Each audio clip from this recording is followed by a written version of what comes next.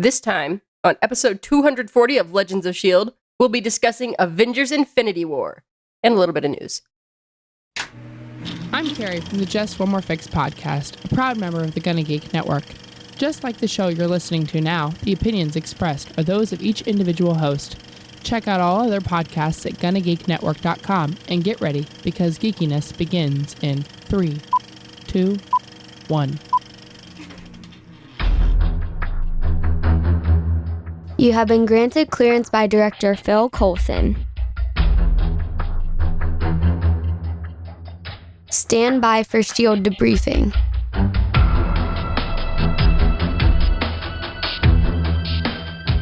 All information to be discussed here is classified and may only be discussed among agents granted clearance by the S.H.I.E.L.D. Director.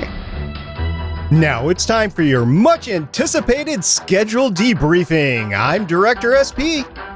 I'm Agent Haley. I'm Agent Lauren.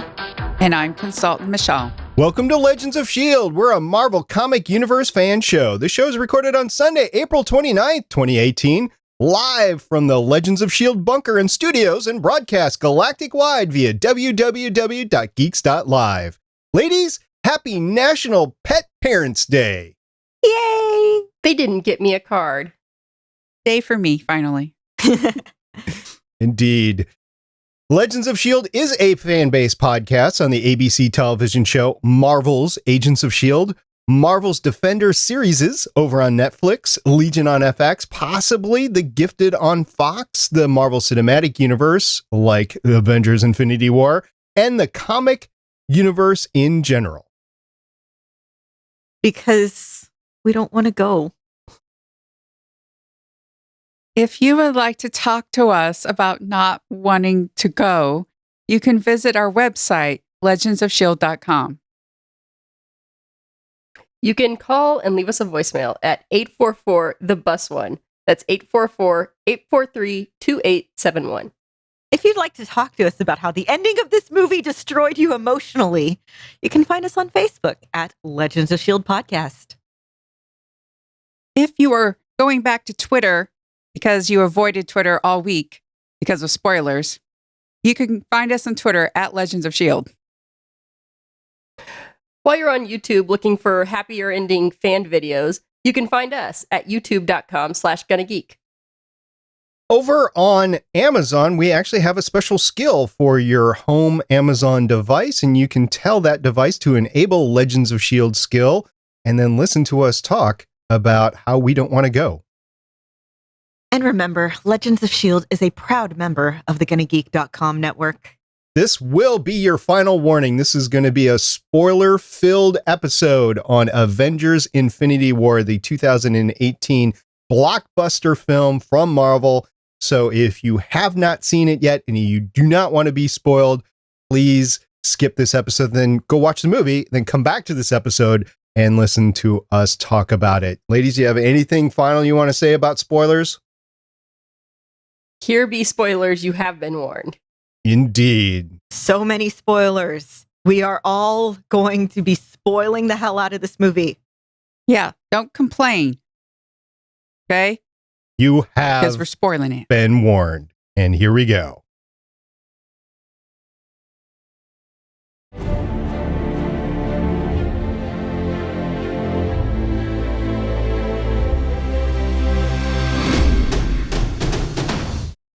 Avengers Infinity War. We've been waiting for this for over 10 years, or maybe 10 years, maybe less than 10 years because we didn't really know. Anyway, what's with the title, Haley?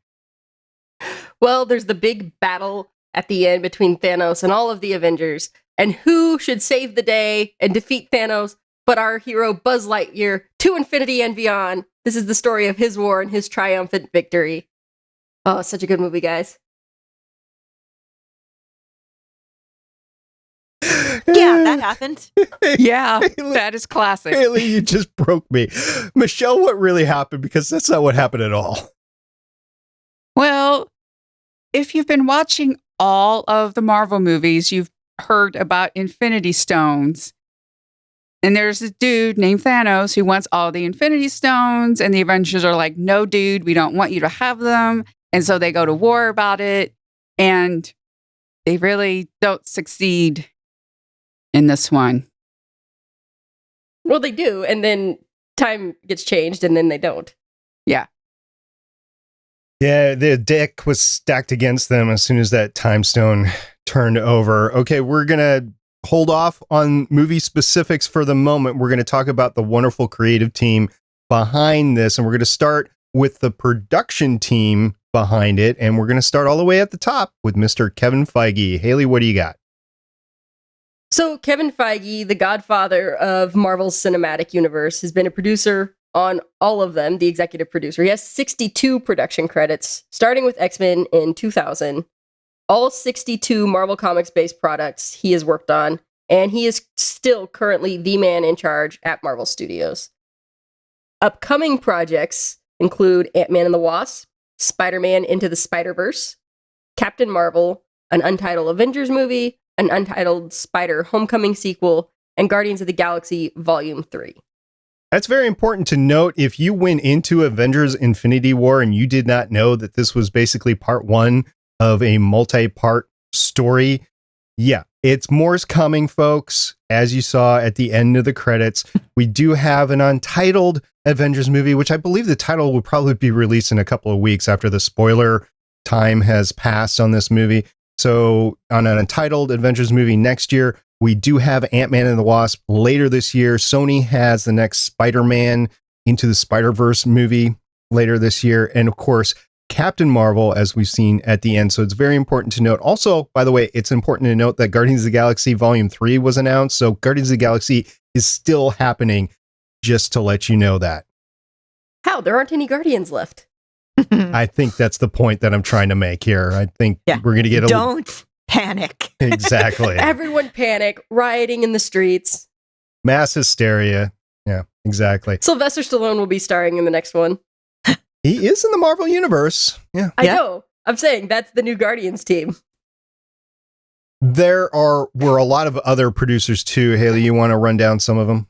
Sure. We've got executive producer Victoria Alonso, co-producer Mitchell Bell, associate producer Ari Costa, executive producer Louis Desposito, executive producer Jon Favreau, executive producer Michael Grillo, executive producer James Gunn, executive producer Stan Lee, associate producer Joanne Peritano, line producer in Philippines Nicholas Simon, executive producer Trin Tran, and associate producer Jin Underdahl. Definitely a stacked team for a 20 movie long just blockbuster bonanza that Marvel has done since 2008. Lauren, there were a couple of writers or a couple of directors for this movie, and they do have some Marvel experience. Yes. So this was directed by the Russo brothers, Anthony and Joe. And Anthony has 22 directing credits since 1997. Joe has 24. Their credits include Arrested Development, Community, Captain America the Winter Soldier, Captain America Civil War, Avengers Infinity War, untitled Avengers movie upcoming, and Joe's also includes an episode of Agent Carter. So, yay, Agent Carter. And for those that might not know, these two directed the back-to-back Infinity War and next movie, which is in post-production right now. So they've already filmed the next movie that will encompass this major storyline. So, Michelle, we did have a couple of writers for this episode that also have a lot of Marvel experience.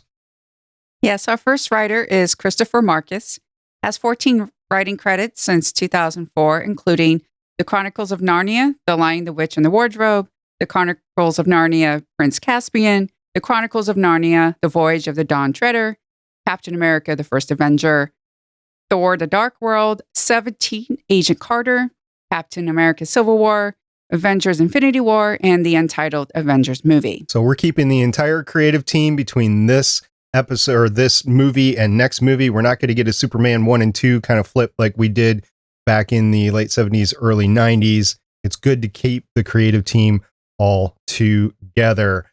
There was a lot of cast. We've been talking about this for a while, but we've never run down the entire cast and all the superheroes. So we're going to run down all of the involved creative actors with this project. So just stay with us. This list can get a little bit long, but we're going to make it fun as we go along. So I'm going to start off with the man who started this all off in 2008, Robert Downey Jr. as Iron Man, or more affectionately known as Tony Stark. We also have Chris Hemsworth as Thor. The only man with a shirtless scene in this movie, Mark Ruffalo as Bruce Banner / the Hulk. The man with a nice beard, Chris Evans as Steve Rogers, Captain America. And a good little hockey flow going there, too. Scarlett Johansson reprised her role as Natasha Romanoff, also known as the Black Widow. We had Don Cheadle coming back as James Rhodes / War Machine.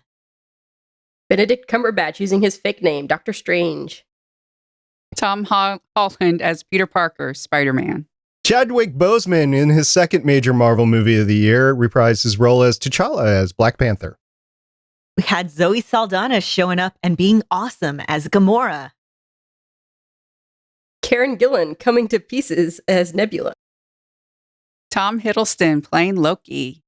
Paul Bettany as Vision, and coming in with amazing performances. Elizabeth Olsen showing up and as Wanda Maximoff / Scarlet Witch. Anthony Mackie as Sam Wilson / Falcon. The Mark Hamill lookalike Sebastian Stan as Bucky Barnes, Winter Soldier. The man who might have been the favorite actor in this movie, had it not been for some others, Idris Elba, came in as Heimdall. Danny Gurira reprising her role as Okoye and giving some epic side-eye at parts of the movie. Peter Dinklage showing up and stealing his scenes as Eitri. Benedict Wong as Wong. Tom Clementoff coming in as Mantis. Clementif. I knew I was going to do that, so thank you very much, Lauren. Dave Bautista being, again, consistently amazing as Drax.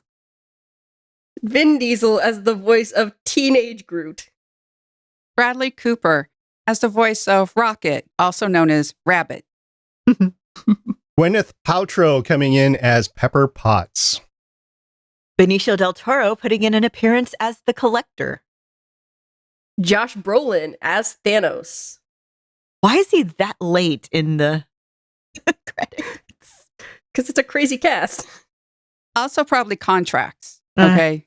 You know, he's late to the thing. I mean, look at the names above him. True. Yeah. True. Okay. Chris Pratt as Peter Quill, Star-Lord.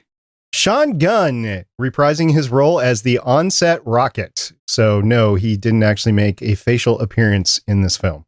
That makes me so happy, though, that he showed up again.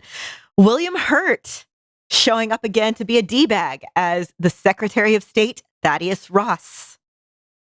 How did Thunderbolt Ross become a Secretary of State? Anyways. Oh, man. Look at the clowns that we have in office right now and ask yourself that again. That's probably something we don't want you to talk about. All right. Letitia Wright as Shuri. Terry Notary as Cole Obsidian, on-set Groot. Stan Lee with his cameo appearance as the bus driver. This was a nice one, in my opinion. Winston Duke showing up once again as the awesome M'Baku. Florence Kasumba as Io. Carrie Condon as the voice of Friday. Who did not get a lot of lines, but it was nice to hear her voice again. Monique Ganderton coming in as the on-set Proxima Midnight. So another stand-in for the CGI. Jacob Batalon showing up again as Ned. Tiffany Espenson as Cindy. Isabella Amara as Sally. Ethan Dizon as Tiny, and these were on the bus students from Spider-Man. Mm-hmm. Yeah. Ariana Greenblatt as young Gamora. Amina Kaplan as Gamora's mother. Ross Marquand as the Red Skull.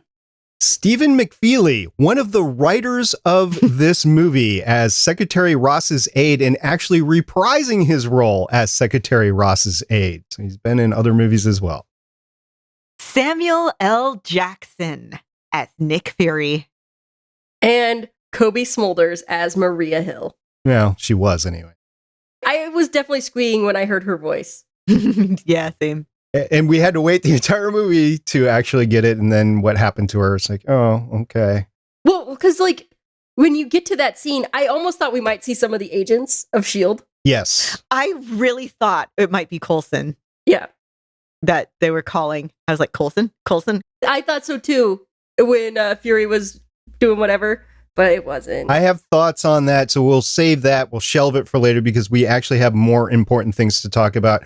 More important than Agents of S.H.I.E.L.D.? And when you're talking about Avengers Infinity War, yes, I think so. I mean, Coulson came out of the Avengers, so we're going to talk about the Avengers. And we're going to talk about where and when did I watch. So actually, we were on the air last time, and I was like, oh, geez, I know I got to try to go see it this weekend. I had to fit it in sometime. So I got on the computer while we were recording last week's episode number 238. And I actually bought tickets for Saturday afternoon, and I was trying to get as early as I could on Saturday. And the earliest movie that I could get was 3:00. And then I knew by Tuesday it was all sold out for all the theaters here. Were also, I have said before that the theaters will not sell out by me. Guess what? They all sold out. So I was very grateful to get those tickets at 3 p.m. I saw it in 2D, and we'll talk about the trailers later, but the lights were on during the trailers. I think it was a little bit of a glitch in the specific theater that I was in, but it was a packed house. I didn't get a lot of reactions. I mean, there was some laughing reactions, but I didn't get a lot of reactions. And then it was dead silent at the end. And I'm very curious about how your experiences were. So, Michelle, what was your early morning experience like? Yeah, so the original plan was I was just going to see it by myself because Mom was like, I work and blah, blah, blah. Well, my theater had a 9:45 a.m. showing, and I convinced her, it's like, Mom, get up and all this type of stuff. It's like, fine, I will get up, you will make breakfast, and we will go see the movie. And we did. It was, I was surprised considering that early in the morning. It was probably 75% packed, maybe 80. There were still a few seats, but it was very crowded. Also, some laughs. Got a big cheer when Thor came back with the axe. And also quiet at the end.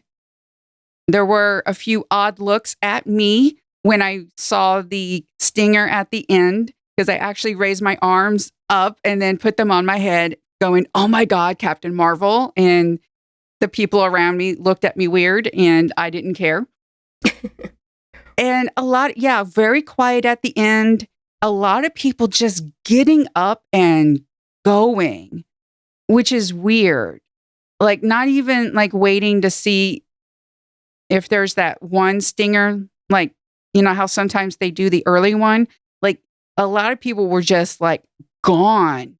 And it was just, it's kind of weird because that didn't happen when I saw Ragnarok or Black Panther. There was a different reaction to those. So this one, yeah. I'll double down on that. Yeah, there was half the theater emptied out, and people were saying, well, there's a post-credit scene, and people are like, I don't care. I'm just going out. So there was that attitude at the end. Now, I'm going to get to the two ladies that saw it opening night, and we're going to start with Lauren since it was her birthday. Lauren, how was your experience? And did you give cake to everybody? I did not give cake to everybody, but I did have a fantastic experience. I went to the 7 p.m. Thursday show, 2D, and I would have said the theater was 100% packed, but the two people who were supposed to have been sitting next to me never showed up. So I really should have scooted over so I could have been more towards the center, but I was like, well, what if they show up late? And then by the time I was like, well, they're just not going to show up, I was really into the movie, and it just didn't occur to me to scoot. And the theater experience was great. The whole theater was really into it. There was some cheers. There was just a lot of gasps. And then the best part for me was at the very end when the credits start rolling, nobody stood up. Everybody sat down and stayed through until the very end. So this was a group of people who knew what was up. I was so proud. Did they sing happy birthday to you? They did not. Scott didn't tell everybody it was your birthday? No.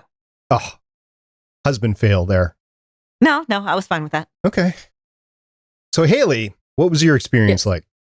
So I saw it at Alamo Drafthouse on Friday at 9 p.m. It was packed all the way full. Everyone was really excited about it.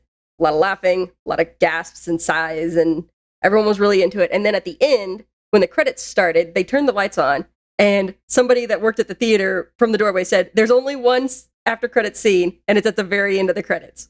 So a bunch of people got up and went to the bathroom and came back. That was nice of them. Yep. It really was, because if you're sitting through a 3-hour movie, you're like, I got to go to the bathroom, but you don't want to miss any of the post-credit scenes. So actually, that's pretty good information to know going in. So Michelle, your mom was with you. Did you talk with her afterwards? What was her reaction? Her first reaction, because the ending, Thanos basically wins, and she looks at me, and I'm like, "Oh, don't worry, it gets resolved in part 2. And she's like, "There's a part 2? How come you did not tell me there was a part 2 before we sat down and started to watch this?" So she was upset that I failed to inform her that there was a part 2. And I think that might be some of the reasons for the reactions. Maybe they should have kept the part 1 and part 2 in the titles. But after she, got over that, she loved it. So I intentionally tried to stay as spoiler free as I could. If I ran into spoilers, it was no big deal. But I was not spoiled on this movie at all. Furthermore, I have not read this specific comic run. So this was all brand new to me, and I thought I would go into it with a really unique perspective as a podcaster on this stuff for the last 5 years. I'm not an expert, by the way. I just started reading comics after I started this podcast. So I think I knew there was going to be more, but I didn't know how inconclusive that this particular film was going to be. So I came out of it going, that was not satisfying for me at all. And it took the next several hours talking to people that I knew had already seen it and discussing it with them. And it made me feel a little bit better about it. But to have to go into a movie and need to feel better about how the movie actually went, it might actually get them in the box office eventually. Like this weekend, everybody's going to go want to see it because they don't want to be spoiled. But after this weekend, I think word's going to get out about it. It's like, well, it's not the happy-go-lucky ending as most Marvel movies are, but at the same time, it's not as bad as a DC film. No, see, I was going to say this is Empire. Yeah, I've seen very a lot of much. people comparing this to Empire Strikes Back. It's the downer ending that's setting it up for the next one. Yeah. Or The Force Awakens too, or not, for The Last Jedi. I mean, remember, we threw huge spoiler tags on this, so if you're still listening, this is on you. So many people are dead at the end of this that it can't possibly stick. Yeah. They're going to fix it. Yeah, and that was, so yeah, I have some complaints about this. Not the same ones I think that SP has, but after we saw the movie, Scott's main complaint was that because of the people they chose to kill, it removes any sense of urgency from it. Like Spider-Man dies. We know there's a new Spider-Man Homecoming movie coming out. Like most of the Guardians are dead. We know there's Guardians of all of them except Rocket. We know there's Guardians of the Galaxy 3 coming out. T'Challa's dead. We know there's a Black Panther sequel coming out. Yeah, it would have been better if when they wrote it, been like, okay, this person's going to have a movie. Let's let them live. This person's going to have a movie. Let's let them live. Let's let, maybe Shuri or some of the other Wakanda, maybe M'Baku dies instead of Black Panther. Yeah. Yeah. Leave the ones that we know is going to have a movie. And that way it might feel like, oh my goodness, this might stick because, well, everybody who's around is going to have a movie. But on the other hand, I see why they did what they did with everybody that was on Titan with Thanos, because he said, I'll let you live to Tony. And so everybody, the only people that lived there were Tony and Nebula, who, much as he does not seem to like her, is Thanos' daughter. Which I have so much I want to say about the whole thing with Thanos and his children. I have a lot of thoughts about Nebula. I have so many thoughts about Nebula. Well, let's go ahead and get those Nebula thoughts out of our way before we go The ahead. person she chose to contact was Mantis. I've shipped them so hard since Guardians of the Galaxy 2. And that just made me squeal. And now I want to, like, I've been wanting to write a fanfic about them, but I was like, I'll wait until after this one. And now I'm like, do I have to wait until after 3? But anyway, I ship them so hard. Yep. When we first see Nebula and she is in midst of being torn apart, but not taken all the way up, I was like, oh my gosh. And Nebula is another daughter of Thanos, right? Yeah. So okay. I've been doing a lot of thinking about this. There's this concept with families with children in abuse situations. There's a concept of the scapegoat child, where you have one kid who is the one that can do no, you know, you always, the one person that can do no wrong. Well, this is the kid who can do no right. So it's kind of a way to get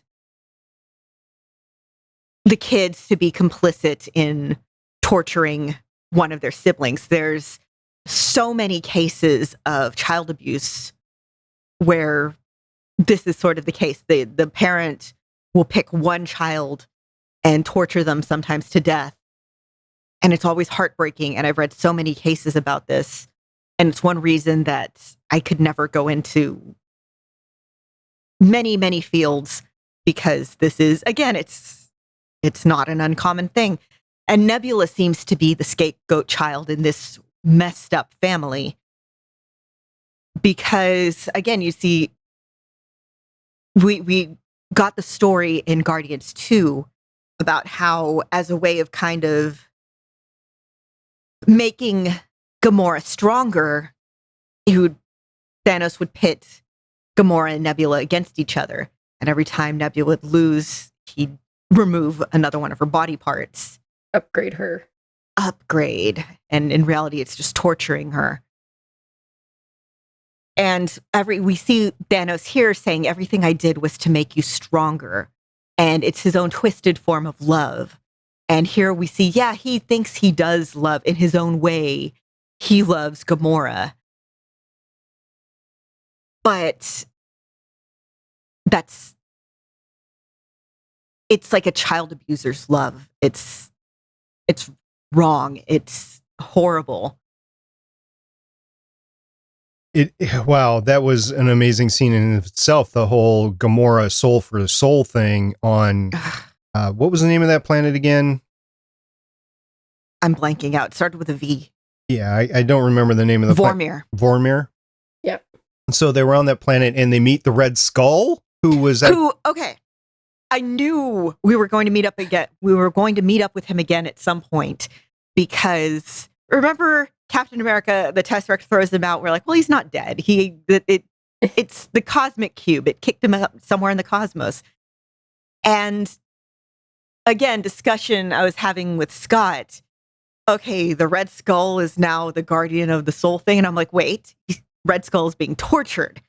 Because it's like the Tantalus thing. He keeps staring at the one thing that he wants so much, all this power, and can never have. What do you think happened to him afterwards, by the way? I don't remember seeing him on screen. Did he just disappear, or what do you think? I don't know. Yeah. Okay, so let's rewind just for a second. So I talked about how it wasn't spoiled. Did anybody else read any reviews prior to going to see the movie? Nope, nothing. Nope. Yeah, I've read no reviews, and I've also avoided any sort of post analysis type of thing. I have avoided everything, so that way I went in fresh, and I also came in fresh with my own ideas into our podcast. Okay.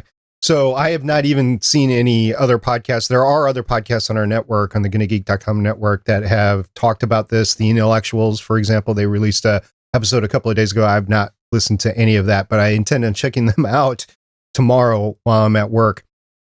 We talked about all the character deaths, and it really started off in the introductory scene where we see the Asgardians just completely decimated.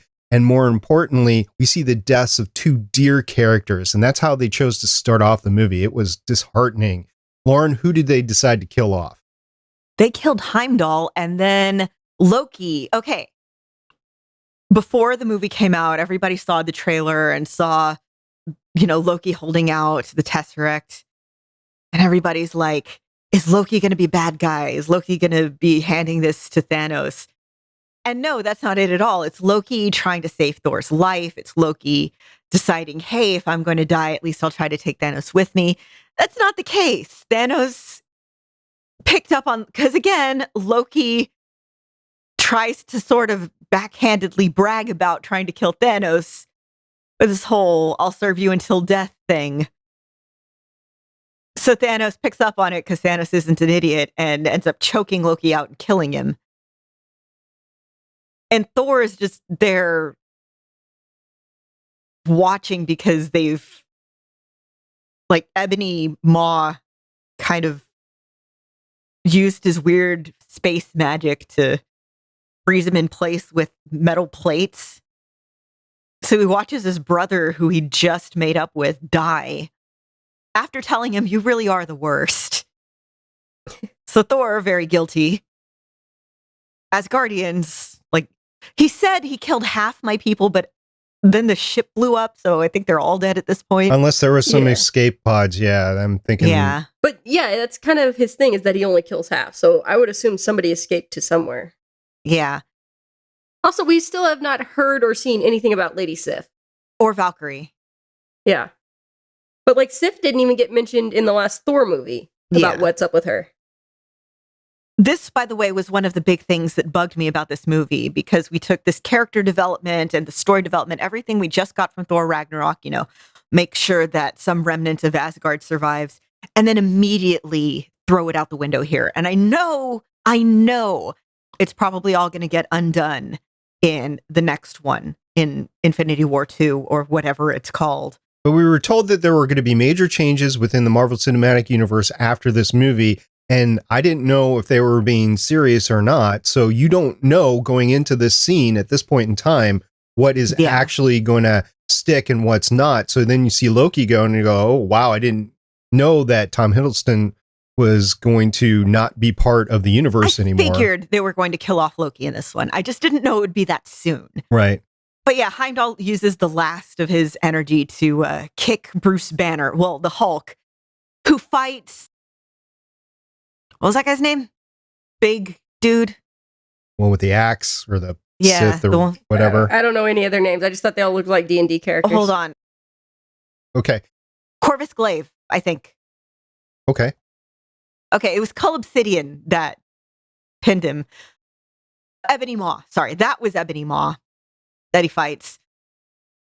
And gets just his ass beat. And I think this is going to be a major thing. This is why I think Hulk didn't want to come back later. And that was a whole thing that we'll get to later. I don't know if I agreed with the Hulk or not, because again, you're talking character development that came out of Thor 3, and all of a sudden the Hulk is afraid to come. Okay. But, we'll talk about that later. But yeah, he gets kicked out off the planet. Off the ship. Right. Back to Earth. And Thor says, you're going to die for that, to Thanos, which is important because it comes back later. Yeah. Well, my mom pointed out that she's like, if I didn't see Thor Ragnarok, I would not understand the beginning of this movie. And I think she had a good point because of the way it starts. And if you hadn't seen Thor Ragnarok, you would not have understood a lot of what was going on. Like you miss certain layers if you hadn't seen it. I heard somebody say, or read, somebody wrote, whatever, that this movie, more than any of the others, doesn't hold your hand. It assumes you know what's going on in the universe. It assumes you've seen all the movies up to this point. So they don't spend time introducing characters. They don't explain what happened in the last movie. Like, they're doing this movie and keep up or get out. Yeah. There's two movies that I think you don't really have to have seen to get this one. Ant-Man, because he's not even in this one. Mm. And honestly, I think you could get away with not having seen Doctor Strange to see this one. All you really need to know, Doctor Strange has magic and he protects the Time Stone. weirdly enough, considering how much Doctor Strange is in this, I think you could get away with kind of reading the Wikipedia page. Yeah, like he could have been introduced in this movie and then they had his movie come out after. So I had a couple of friends come ask me, so I have time to see one movie, and is it going to be Thor or is it going to be Black Panther? And I said, well, Black Panther is probably not going to be as integral to come see it. And I think that is true too, just the way you said Doctor Strange. I think you can come into the Wakanda universe as it stands, just as you saw, and see what's going on and not have seen the movie. I think you would be okay. But I agree, if you hadn't seen Thor, this would have been difficult going into the introductory scene. Thor is definitely much more kind of the one that sets up this one. Black Panther, I mean, I can get the one thing I can, okay. The things that I can kind of see you being a little bit confused about if you hadn't seen Black Panther. Why are they so advanced? Who are these people? And what's Bucky doing in a goat farm? Well, if you saw Civil War and you sat through that, you would have seen Captain America give T'Challa Bucky and hide Bucky in Wakanda. Yeah. Mom and I made a list about so Mom, which we actually talked about, she's like, okay, so I should have seen, you need to see all the Avengers movie, you need to see the Civil War one, you need to see Thor. And she just went those are the ones that I'm really glad I have definitely seen because I understand. So from the Asgardian ship and Thanos just wrecking Thor and everybody, we go back to New York because that's where the Hulk is sent. And we meet back up with Doctor Strange and Wong, and we eventually get to Tony as well. And this was a little bit of exposition. You were saying that they weren't holding our hands. Well, they did hold our hands a little bit. They did do some information on what the Infinity Stones were, how many there were, where they might be. So they talked about that in the Sanctum Sanctorum. Okay, two things with that scene. First of all, whenever they go open the door and go outside, so the Sanctum Sanctorum has a definitive address in the Marvel Universe. It's on Bleecker Street, which is a real place that exists in the East Village. I've been there. It's actually a tattoo parlor. So whenever they open the door and they are suddenly several streets over or in Manhattan, I just kind of giggle because I'm like, that is not the place. But okay, whatever. That's just me nitpicking now. But also, I think I really liked the choice that they did, which was to actually give their exposition to characters who would need it. It's not an as you know Bob situation, which is when a character would say, as you know, and then tells the character something they would know. What this is Hulk is telling Doctor Strange and Wong, okay, I just went through this. This is happening. And then Doctor Strange telling Tony, hey, by the way, this is happening and this is why. And it's these characters who otherwise have no idea what's going on. I really appreciate that. I thought it felt kind of organic. Tony, you've lost another Superbot? Poor Bruce, he's been so out. He didn't even know he has a Ben & Jerry's ice cream flavor named after himself. Hulka Hulka Burnin' Fudge. A lot of superheroes that have ice cream flavors that have been named after them. But Bruce is informed that the Avengers are no more, and Bruce is like, oh, it doesn't matter because this guy's coming. We need everybody. So does that kind of minimize everything that the Avengers have been through in the last few years? I mean, there was a lot of angst with the whole Winter Soldier, with the Civil War, and it really just doesn't matter anymore. I don't think it minimizes it. I think it shows you exactly how big of a threat Thanos is. Because to them, all these things were very big personal things, very big Earth scale threats. And then this comes in and it's literally a universe ending threat. But Tony and Steve still haven't spoken since. Yeah. And it's like, okay, when you have, say, somebody in your friend group or your family who you've been in a fight with for years, and then something big happens and you've kind of got to put things aside because the big thing happened. It's like that, but with the world ending instead of like somebody being sick or whatever. So, important safety tip. If you're wondering what can survive an alien invasion and you need to get a hold of your dear ones, your loved ones, go with a flip phone. Oh yeah, those things are indestructible. Seriously. So, Michelle, what did you think about the Stan Lee cameo? I thought it was great. That whole, but kids, you haven't seen a spaceship before? Like, come on. This is New York.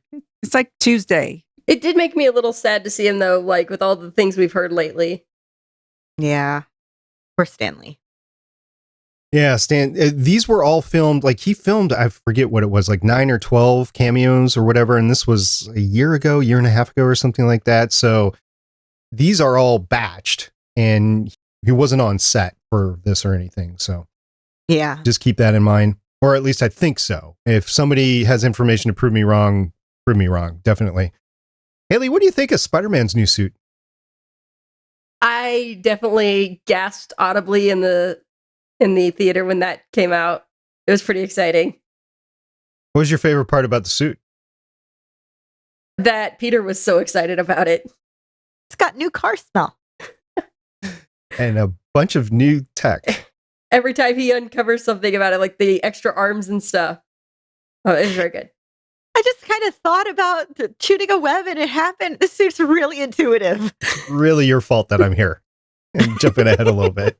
Well, no. I really didn't mean that. What I meant was the two of them are great. Just listening They really to them are. talk. We didn't get Aunt May. We didn't get Aunt May. What a bummer. So we didn't get the two of them flirting. And by the two of them, I mean Tony Stark and Aunt May and not Peter Parker and Aunt May, because that'd be horrible. That's creepy. You know who else we didn't get for the rest of the film was the Hulk. And now's the time to talk about it because this is when it started. Michelle, what do you think about the Hulk being scared? It makes sense because when you have this whole identity of being this indestructible ultimate weapon, he's been the Hulk for 2 years, going undefeated. And all of a sudden, it's one of those things, I'm the Hulk, I got this. And then losing and being like, wait, I don't got this. I think it just sends Hulk for a loop and he just doesn't know how to handle it. Yeah, Hulk's whole thing is Hulk is strongest there is. Now, not only did he come up with somebody stronger, but because he's been the Hulk for 2 years straight, has been sort of learning and evolving, he can kind of presumably understand the threat here. So, yeah, I think it's perfectly understandable for the Hulk to be kind of scared. The thing that interested me about that was the whole thing of Hulk and Bruce actually sort of communicating. Mm-hmm. Yeah, come out and play. No! Come out and play. No! Yeah. There was some communication going. I think this might be the first time that they've actually talked. Yeah, probably. I think so. But hey, we got Bruce in the suit. Veronica, yeah, that was later on. When those trailers were first starting to show, everyone was like, why is there a Hulkbuster there? And now we know. That was the Hulk inside the suit making it happen. That was so good. Oh, this is so easy. Immediately trips and falls. Okoye. There's a lot of great dialogue in this film, and I just like the quippy fun stuff. And this is stuff that you don't get in other movies, and DC's having problems with it. But when Tony says, dude, you're embarrassing me in front of the wizard. Yeah, so there were so many lines like that, and I, like, halfway through the movie, I was like, oh, I just want to watch this movie forever. Because it was so entertaining. And then And then horrible things happened, and it needed to stop. I need them to stop so I can get off, and they didn't. Like when the Guardians were introduced, right? It was the stereotypical music, and they're all jamming, Yes. and it was just the Guardians, and then terrible things happened. Them meeting up with Thor was so They're going great. to rescue them and maybe get a reward. And if they don't get a reward, they're going to take their ship. Yeah. I mean, they got a plan. It's going to work out. Oh, and Thor calling Rocket Rabbit and thinking he's the captain. And then Rocket is just like, yeah, 100% on the captain. That We was get- epic. We get teenage Groot playing on the little not Game Boy the whole time. And So I saw it with a friend, and he brought his 14-year-old son. And we definitely side-eyed him a couple times. Ever since the start flowing, but Rocket dadding teenage Groot was great. The interplay between Rocket and Thor was great because now we have Rocket trying to dad Thor. That just amused me so much. yeah. Rocket as unexpected team dad. I just love that. And then we have Peter's like, Star-Lord, Mr. Lord's insecurity being around Thor. So it's the battle of the Chris's on screen. We also had the issue where Quill was imitating Thor. That was so good. Are you mocking me? Are you mocking me? Are you intentionally lowering your voice? It's great that they just call out each other. Like the Guardians, they'll dish each other out no matter what. And it probably gets them into a lot more trouble than they need to be in. But Oh yeah. But oh god, just everything with the Guardians was great. Drax, Gamora and Quill, they're having a moment. Gamora's like, I need you to kill me if Thanos gets me. They're just having this big moment, and then you hear this crunch, and over in the side is Drax just eating space popcorn. How long have you been standing there? An hour. An hour. I am invisible. I can see you. And then Mantis comes in. Hi, Drax. Damn it. Just, it's so good. You get to see just all these little groups on screen, just the family that they are. The Guardians is kind of the biggest example because it is, for all that Star-Lord's the main character, it's a group movie. It's an ensemble cast. and they're never all together at once either. They're always in different places. Yeah. But then at the same time, it's a big group of sort of family units. You see Peter Parker with his sort of mentor figure, surrogate dad, Tony Stark. And you see just, again, Wanda and Vision. They're trying to have their own little thing going on. And the one spoiler that I saw before this movie was Gavia Baker Whitelaw went to see it and was like, no spoilers, but was it just me or did they not have any chemistry? I think the problem there is that Paul Bettany is a 50-some-year-old man and Elizabeth Olsen is a 20-some-year-old woman. And he's a robot. I mean, I realize that they were a couple in the comics and stuff like that, but on screen, we've seen him and Ultron, and it's all AI. I don't think we're at the point where the society really looks forward to the data becoming a actual person or bicentennial man. Talk to transhumanists and they will tell you different.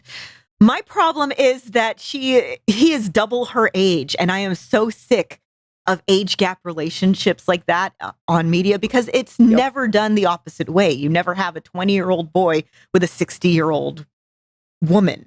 Except for Macron and his wife. Yeah. Well, yeah, there is that.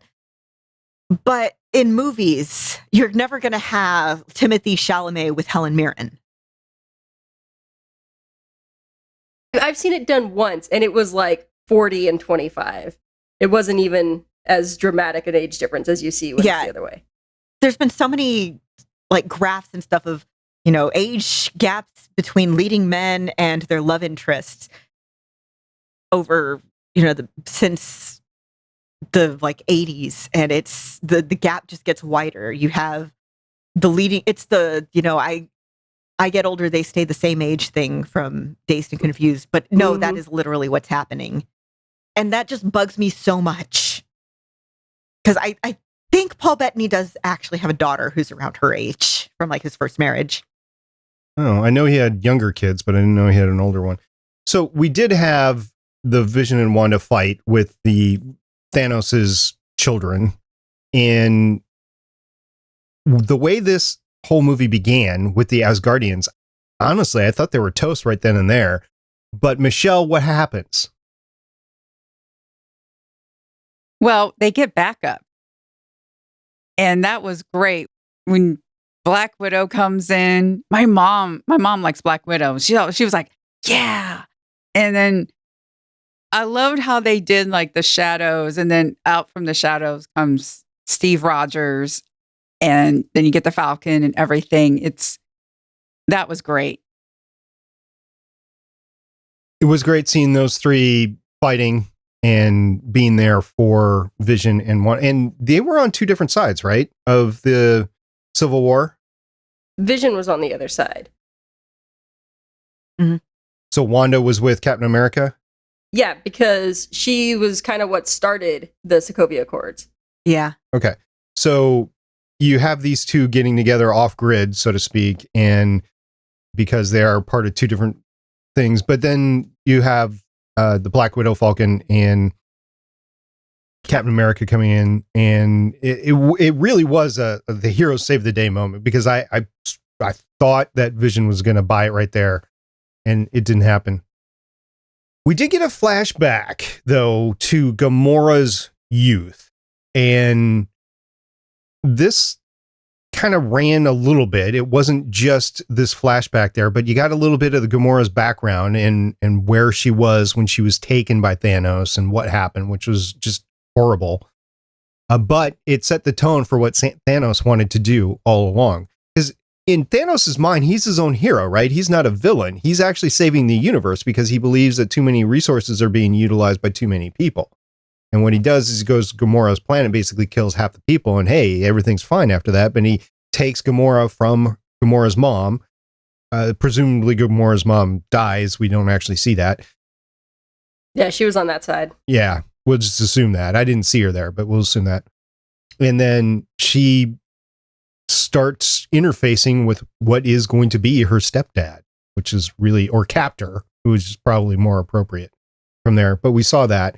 And then we get Gamora, as you guys said before, asking Star-Lord to kill her because of the secret she had, which is, I think the secret was where the Soul Stone was, right?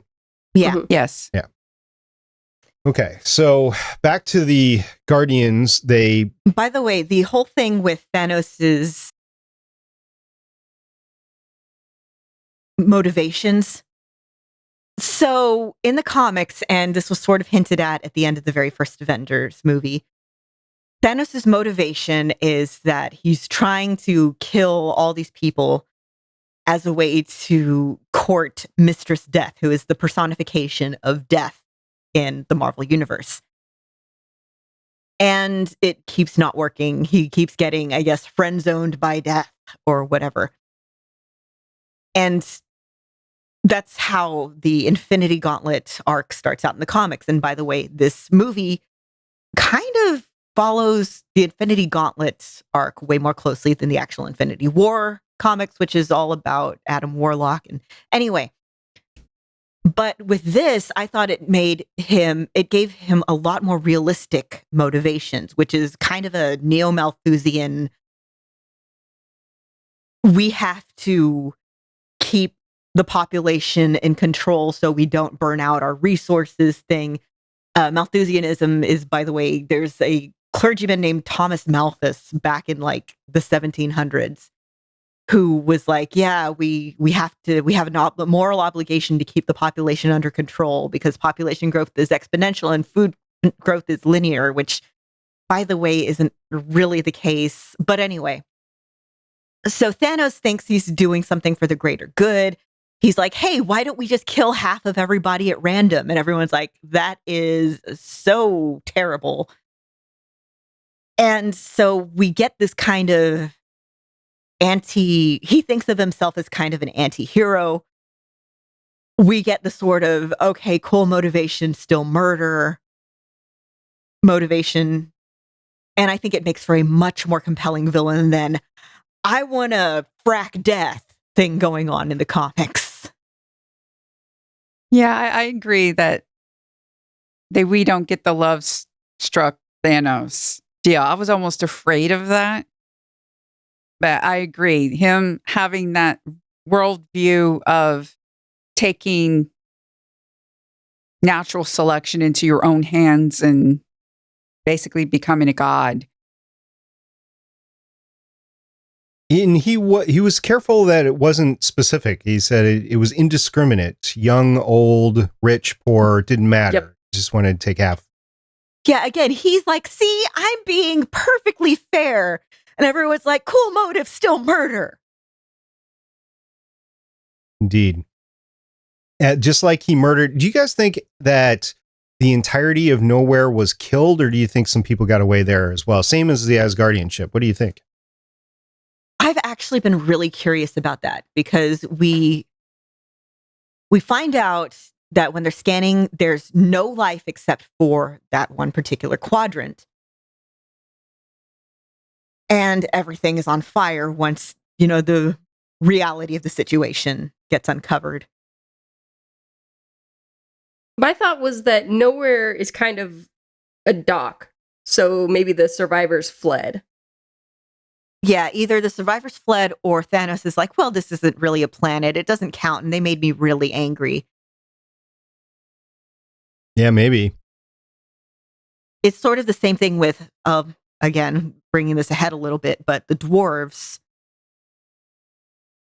which I was discussing this with Scott, the whole, well, I don't usually do this, but I need to keep my secrets. But look how generous I'm being, letting you live, this sort of thing. Without your hands. Because again, Thanos is a bad guy.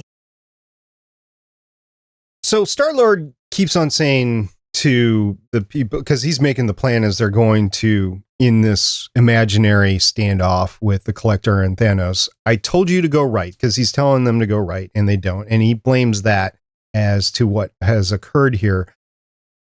I don't think that's the case, but he stays on it so long that it just can't let it go. Like, there's got to be something that will be back about that. But of course, most of the Guardians are gone now, so it doesn't really matter. The Collector did get a good final scene, though. I don't know if we'll ever actually see him again, whether or not he comes back in the next version of the movie. Yeah, Collector's probably dead. Since we know that Thanos does have the reality stone now. Well, he was killed, but I mean, is he really dead, or is he dead like all the other characters are dead? True. Well, I think the real question here that we need to answer on Legends of S.H.I.E.L.D. is, do we believe, A, that this character was on board Nowhere, and B, if this character is still alive? And the character I'm talking about is Howard the Duck. I was wondering that because Howard was there. Cosmo is there. Cosmo, who is a good dog. And Cosmo, yeah, they're right. Cosmo was in the collection. Maybe Cosmo got it too.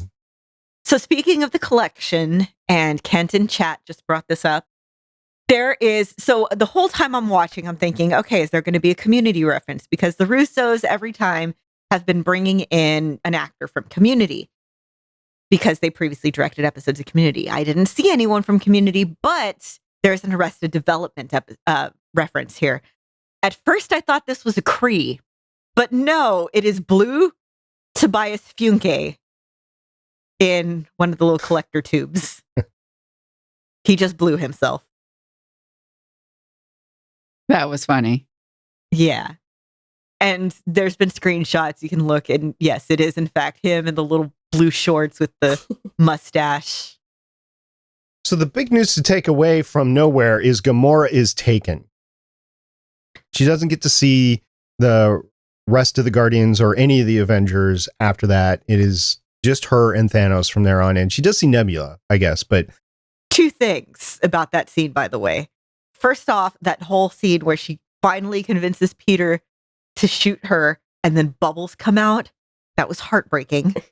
And the other thing, this was pretty cool.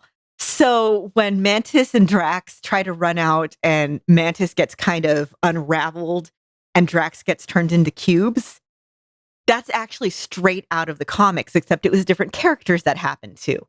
So in the Infinity Gauntlet comic, Thanos does that, but it's done to Nebula and Eros, who they're not appearing in this film because honestly, who cares? But I was reading it the other night and I was like, this is right out of the movie, which was right out of the comics. And then my mind just kind of circled around for a little bit. Going down the Tumblr hole there. So after Gamora has taken, the movie switches over to back to the Avengers, and you get this awkward reunion between Bruce and Natasha, which really isn't explored anymore. And I think that's okay. It's a big movie, but you have some character development that has occurred since the last time they've seen each other, and There's a lot going on. They didn't have time for that. Honestly, I'm fine with that because I never bought that relationship to begin with. And I don't think anybody except Joss Whedon did. So, Yeah, ditto. So enough about that, but Bucky gets his new arm as they're waiting for the Avengers to show up. just let him farm goats and be happy. He looked so sad, just so resigned. And Rocket likes the arm. It's 100 years old. You know, he gets to go out and fight and make new friends on the grounds, that sort of thing. And also, by the way, Captain America gets a new shield too. Get the man a shield. Yeah, He gets 2 shields. yeah. I think those are like actually ones that he had in the comics for a while. He gets these like, they split in two and They're pointy. yeah. There's actually, speaking of Tumblr, there was a comic about that for a while. Somebody was like, they look like panther paws. So it was like, get this man a shield. And Sherry goes, on it. And he gets them. And get this man an arm. On it. And then Bucky has an arm and it also has little panther paws. And get this man some ears. On it. And then it's Falcon with little kitty ears. And Falcon's like, hey. So this next scene back into space is pretty funny because you have Spider-Man, Iron Man, and Doctor Strange going to meet Thanos, apparently, because they need to get the time stone out of Doctor Strange. And they decide to storm the ship and take the ship because Peter says, have you seen this really old movie, Aliens? Okay, guys, remember who's the actor in Aliens? Sigourney Weaver. What else has Sigourney Weaver done lately? She was in The Defenders. Right. So do we have a cross-universe thing going on here? I feel like if you look too hard into any of those references, like, you're going to have, referencing something that somebody has been in because there's so many actors in these movies now. Seriously, I love, somebody pointed out the whole, when Tony's facing down,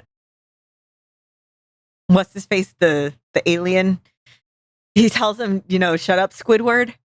Yeah. And they're like, do you realize this means that SpongeBob SquarePants exists in the Marvel Universe?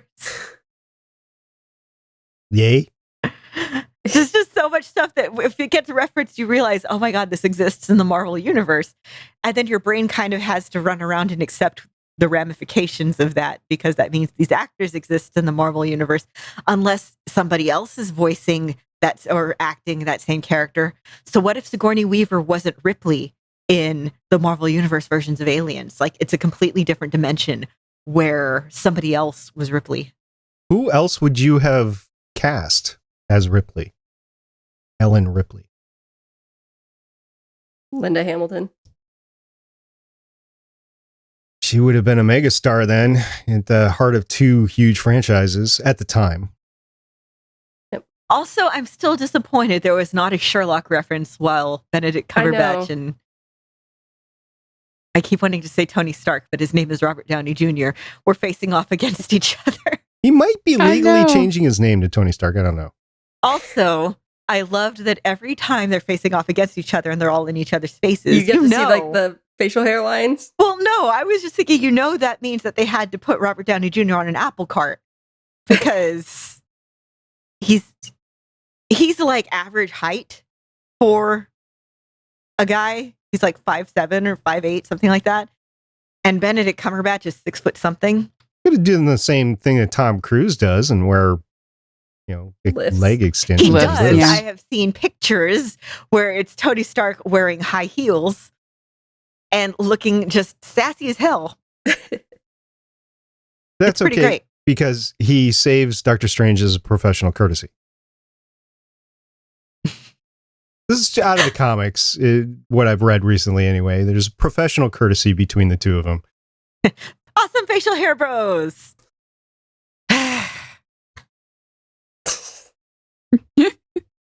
Oh. We mentioned him before, but we get to the point in the movie where we see Peter Dinklage, who, aside from Thanos, might be the biggest person in the movie, which is kind of hilarious.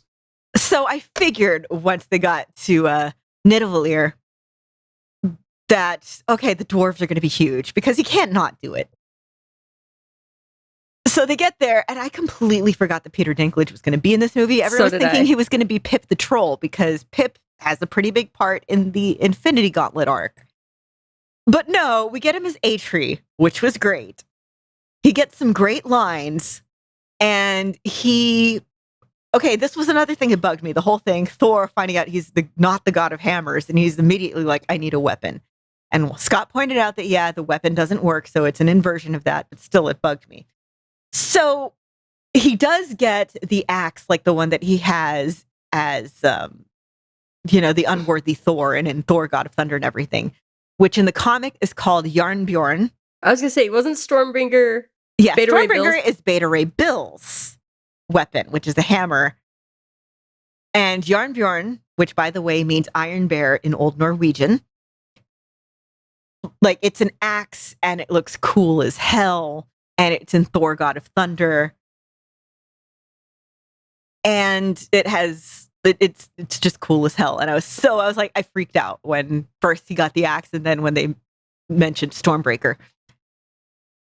A-Tree, by the way, is a character from Norse mythology. He is the one that made Mjolnir. And he shows up in... I'm not even going to pretend to pronounce the name of this epic poem. It's part of Snorri Sturluson's Prose Edda. And he makes a whole bunch of cool stuff. In the movie, we have Rocket giving Thor his eye, so we don't have eye patch Thor anymore. And Boo. right. Which again bugged me, but I did like that the new eye is brown, which also, by the way, Rocket very strongly hits that he held it up his butt to sneak it out. Yeah. I would have watched that. Yeah. But that happens, and you get also Groot eventually giving his arm basically I to teared be. up. Yeah. I teared up because Groot up to this point has just been, An angsty teenager. just kind of walking around behind I am everyone. Groot. But then Groot, again, we get selfless Groot here, just so aware that, okay, this is a thing. So he grows out his arm and chops it off, which was hardcore. So yeah, this really is just the most Viking weapon ever. It's made from this, and Thor almost killed himself trying to help forge it with with fire from the heart of a dying star. And then to get the handle, Groot literally chopped off part of his own body. And we do know that Thor speaks Groot because, he took it at Thor school. It was an elective on Asgard. And we find out Thor's age. Yeah. How old is he? 1500? 1500. Thor's about 1500 years old. How long do they have to spend in school, I wonder? Oh man, forever. 300 years. Can you imagine 300 years of school? Ugh. Getting bullied for 300 years. Wow. But Let's face bet it, Thor did not get bullied. Yeah, Thor did not get bullied in school. Well, he didn't, but I don't know. It's sad Loki that we did. don't have the Warriors 3 anymore, too, because they would have come in handy with some of these fights, too. Oh, they would have. It would have been great. We actually got a Kevin Bacon reference, which was funny. Is Footloose still the greatest movie? It never was. Ever the greatest movie. And Drax. So what do you guys think about Drax during this? Do you think he was held true to character, or do you not? Because I've heard conflicting things with Drax. Michelle, what do you think?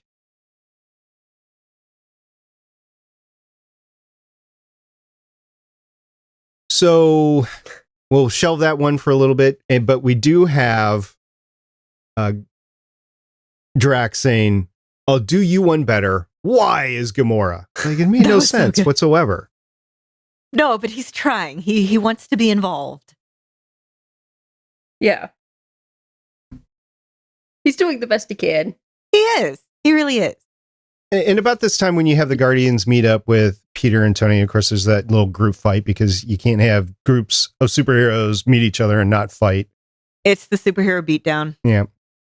Doctor Strange comes up with his time exploration. And he said, "I've explored 14,605 ways that this will go. In only one we win." And Michelle, I know you have a lot to say about this. So what do you think? Okay, well, this also kind of jumps to the end of the movie, the stinger, and what I think might happen. So he says to Tony, "This is the only way." And then when you fast forward to the end of the movie, Thanos wins, half of everybody's dead. And it made me think of the American Revolution. In the American Revolution, we actually lost more battles than we won, but we technically won the war. And I'm actually thinking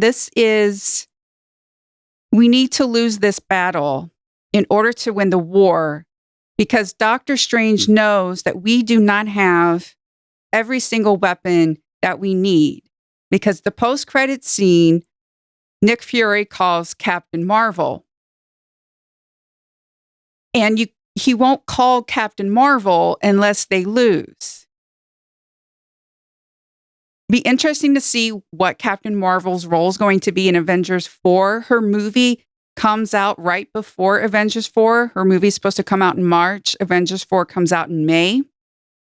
It got me thinking, is she, in the comic books, she is connected to Adam Warlock, who was hinted at the end of Guardians of the Galaxy Volume 2.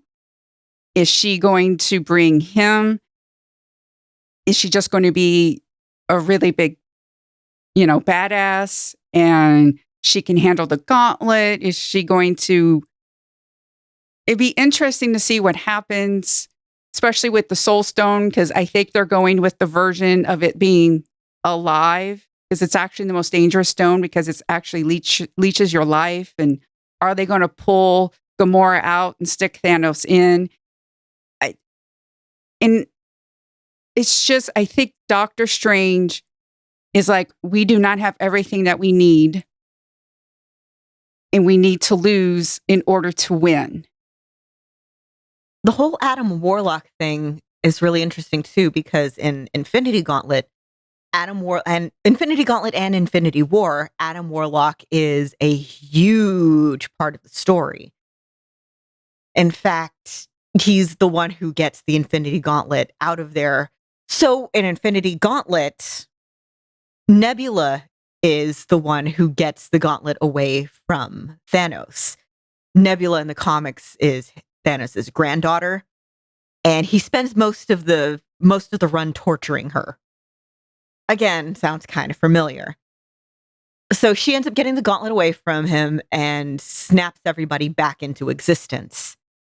And then all the kind of gods and celestials come in and are very displeased with the whole situation and turn their attention from Thanos to her. And that's when Adam Warlock comes in.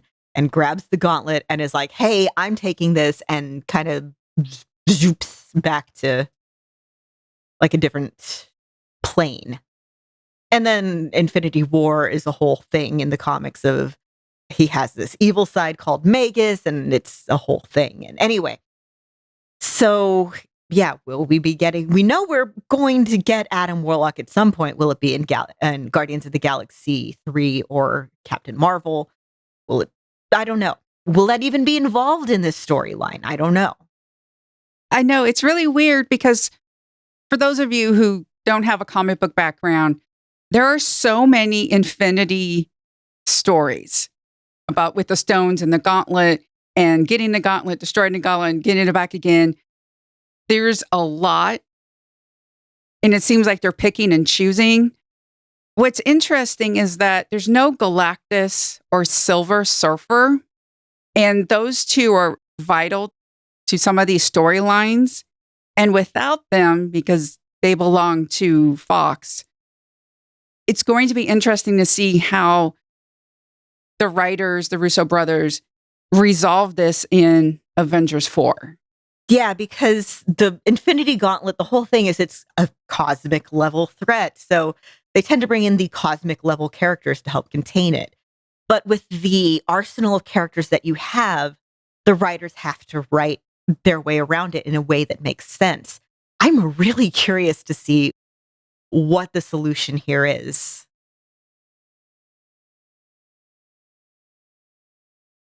But it seems as though Captain Marvel's going to take a big part of it. That's why it's the last shot. The movie literally ends on her symbol. Mm-hmm. On a slightly lighter note, I saw a post, I guess it was on Tumblr a couple weeks ago, and it actually made me mad because, yeah, this is kind of true. If they really wanted to defeat Thanos just real quick, real easy, what they should do is just have Ant-Man shrink down real tiny, go up his butt, and then become Giant Man. They win. And that's why he wasn't in the movie. It had nothing to do with the fact that he had another movie coming out and they had to find a way to hide him. Which, by the way, that movie is supposed to take place before this one. So I'd see that. And also we talked before about Hawkeye and about him not being around too.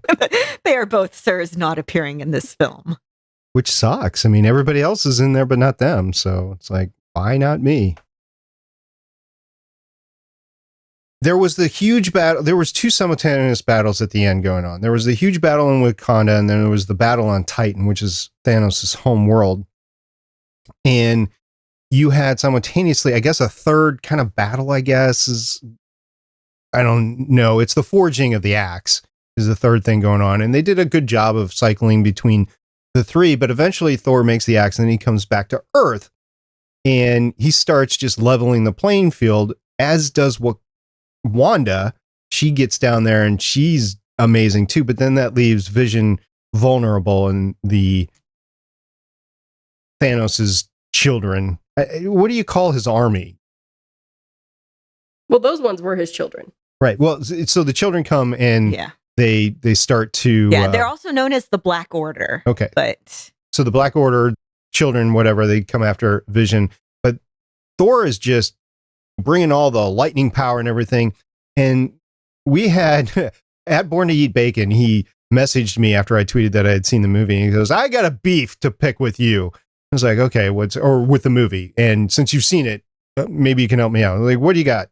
He said, well, Thor's eyes, both of them, were glowing blue, including the new fake one. I don't believe that was supposed to happen. And I said, well, the best I could tell you is that the power is coming out of the orifice. So it would be the eye socket really that's glowing, not necessarily the eye. I don't know. What do you guys think?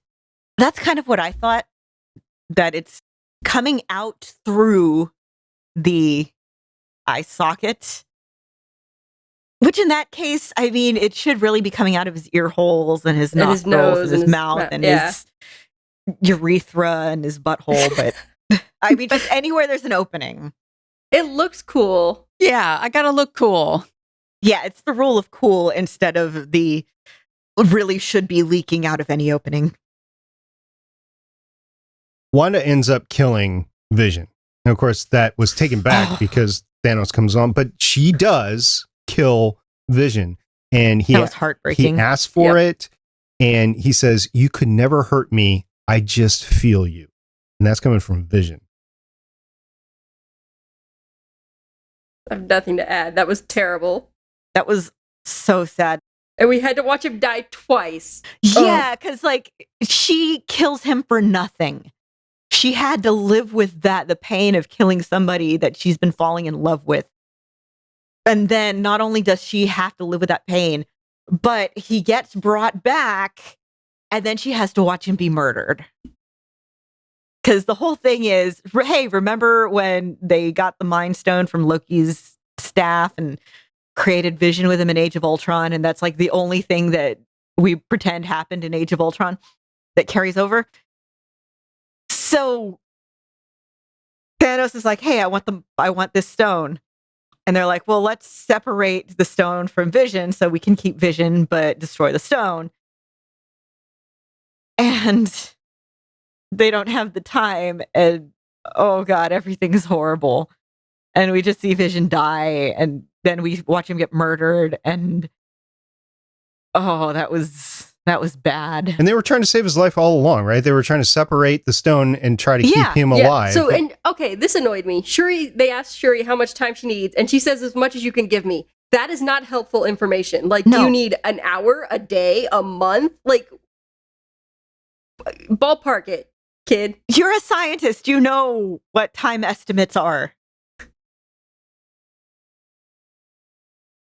That annoyed me. Just because I have friends that, like, you'll ask what time are we having dinner, and they'll be like, "Oh, I don't know, this time-ish." And then you show up like 4 minutes after that time. Why weren't you here at that time? Because you said ish. You mean why. Like we're going to meet at a certain time to start the podcast, and you don't show up to start the podcast at that time? Are you talking about something like that? Yeah. Listen, I had very important pizza to get. Well, simultaneously, you also had the battle on Titan going on, which was an amazing battle in of itself, because you had that was cool. Spider-Man, you had Doctor Strange, you had Iron Man, and you had the remnants of the Guardians just all going after Thanos. And actually, they won. They beat Thanos. They did. They were pulling off the gauntlet. And then Peter. Okay, by the way, with Star-Lord, because there are two Peters in this scene, and it's Star Munch.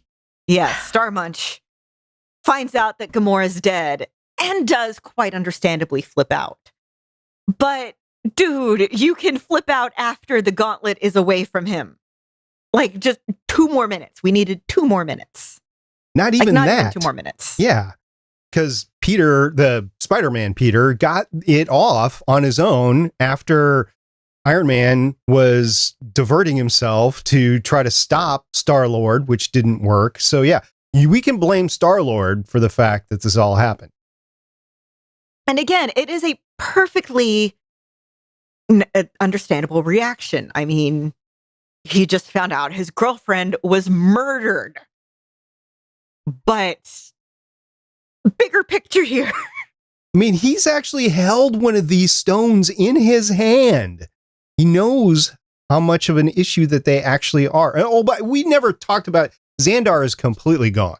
Oh, yeah. No, we figured that. I thought we figured that when we saw the commercial and saw the purple stone on the gauntlet already. It's just a mention. Like, Xandar is gone. Yeah. By the way, I destroyed Xandar. So, yeah, that's fun. Everybody that did. happened off screen. And what gets me is Peter was like, "This is my plan." He actually says, Star-Lord says, "By the way, this is my plan." And he messes up his own plan. Yeah. Hello, Guardians. Yeah. Again, this I feel like, okay, there's some really good writing and some good solid character moments in this movie. And Peter just being kind of driven to this by, "Oh my God, my girlfriend's been murdered," is completely in character with what we've seen of him so far. He is not he is not a calm, steady person. He is not an idiot because, hey, he did think up this plan. But again, he loves Gamora. The other person who had a chance at stopping this was Thor. And instead of hitting Thanos in the chest, if he would have got him in the head, maybe. But that was... You should have gone for the head. That was just... like my heart just fell. Should always go for the head. This is true. Yep. Headshot. Yep. This is true with zombies. This is true with people breaking into your house. This is true with clowns. Like if you happen to find any in your shower. But he wanted to get the word out. I told you, you die for that. And that's pretty much his exact quote, because he started with the word you. And that's when Thanos said, you should have gone for the head. And then just completely decimating not only his revenge against Loki, but everybody, because that was the end of it. But still, even if he went for the head, it could have been reality'd out, because you never know what Thanos is actually doing and what he's not. So I don't know if that would have really ended it. But I know that if they would have gotten the gauntlet off of Thanos, that would have ended at least this version of it.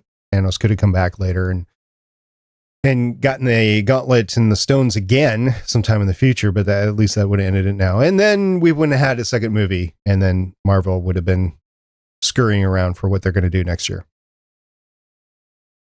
At the end, and we talked about this at the very beginning of the episode, but literally half of everybody disappears. Now, this is important because it does lead into our main podcast that we do every week, but half everybody just gone. Right. Mm-hmm. So somebody should go missing from Agents of S.H.I.E.L.D. Exactly. And that's not going to happen. So that's my heartburn with this. What if that's how they start season 6? No, I was going to say, what if Deke goes missing and they've got to figure out if it's because they changed the timeline or if it's because of Thanos?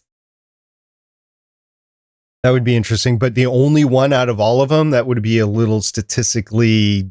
I know. Well, I mean, some of the other random agents who we don't have names for could go missing. I mean, it's not... The whole thing with the whole statistically thing is there's not going to be just like, one out of every 2 people. There's going to be groups where nobody goes missing. There's going to be groups where everybody goes missing. It's just going to be at random. So yeah, it is conceivable that there's going to be places where nobody or just 1 or 2 people go missing. I don't know. Did you ever watch The Leftovers on HBO? I did not, because I heard it was depressing. It is, but it's really good. It starts off a little slow, it gets better.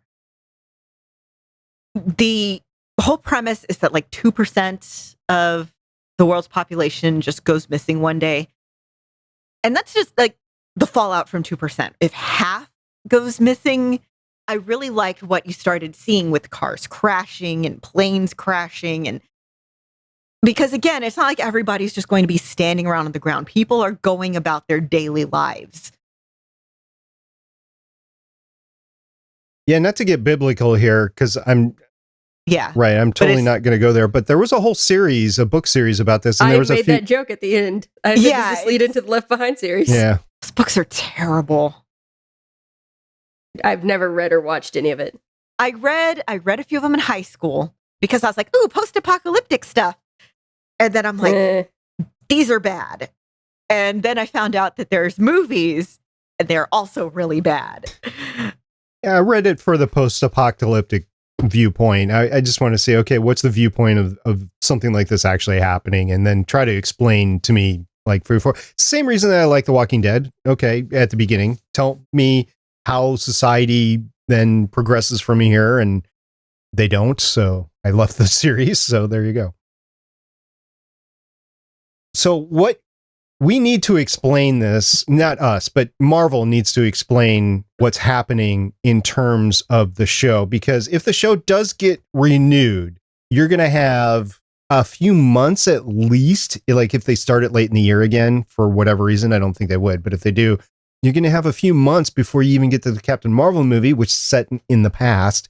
And then it's this time next year that the sequel comes out. So you have all this stuff happening in the Marvel universe, like Netflix shows, and Fox FX shows and everything. And yeah, it's not hashtag it's all connected for everything, but the stuff that is, you have all of it happening while half of the galaxies, half the universe population is out.